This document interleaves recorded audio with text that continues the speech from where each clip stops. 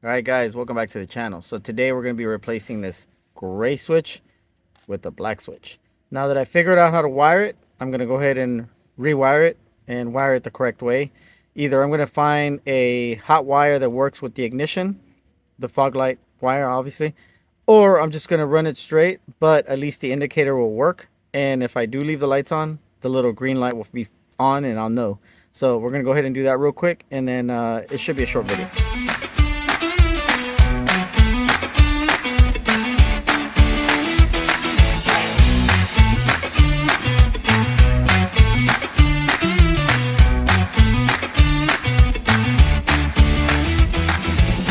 So here they are. Those are my fog light wires right there. So I'm gonna have to rewire it real quick because the way, like I said, the way I wired it, I didn't use some of the lead wires, and that's what I got to do right now. So I'm gonna go ahead and rewire it and show you how I did it. So remember, whenever you're wiring something, always give yourself a little slack.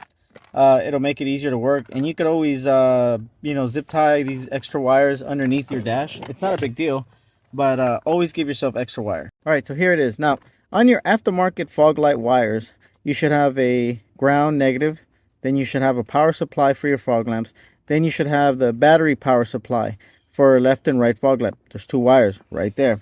Okay, so what I'm going to end up doing, or what I did, is basically my main power supply right here, my main power to fog lights goes to this one, because that's what the switch is going to do. It's going to give power to this one. My ground and negative for my switch and for the fog lights goes to my regular ground right there. And then my power, basically, it's going to be the power to the switch. The main power to the fog lamps goes to this one. So when you click your button on, you should be able to see your indicator. And that's a good thing, because that's what we want. So now, if I do forget to turn the fog lights off, I already know that my indicator's on. I just got to click it off, and I'm ready to rock and roll. So I'm going to go ahead and mount it. I'm going to re-zip tie it, and then we should be ready to go.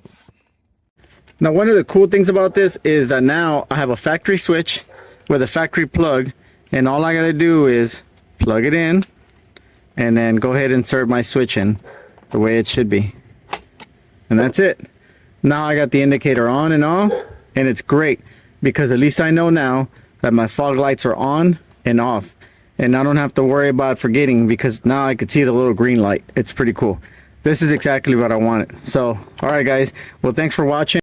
Stay safe, stay in your element, subscribe, hit the notification bell for the next videos, and stay tuned, man. We got a lot of little projects that we're going to be doing.